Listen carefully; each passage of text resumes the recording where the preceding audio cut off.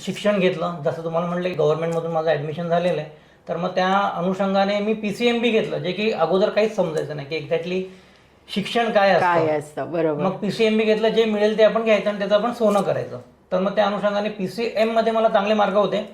मला VJTI मध्ये mechanical ही seat होती, पण काय म्हणतात ना की आपल्याला त्या क्षेत्रातलं एक मार्गदर्शक भेटला नाही आणि घराच्या जवळ असलेलं RIT मध्ये मी IT घेतलं. 6 महिने मी इंजिनिअरिंग केली. बाबा म्हणले अरे आपल्या फॅमिलीमधला एक जण हा डॉक्टर पाहिजेच मला, बिकॉज त्यावेळेचे आम्ही खूप कमवणं कमी आणि हॉस्पिटलला पैसे आम्ही खूप जास्त दिले आणि त्यानुसार आम्हाला कळलं की अरे नाही, डॉक्टर आपल्या फील्डमधला जर असेल, फॅमिलीमध्ये एक तरी डॉक्टर असणं गरजेचं असलं तर आपल्याला इन फ्युचर मधल्या ज्या हर्डल्स आहेत ते खूप कमी होतील. त्यांच्या अट्टासापायी मी पहिले 40 गावामध्ये ऍडमिशन घेतलं. त्यामध्ये वडिलांना म्हणलं अरे कुठे आणलं मला,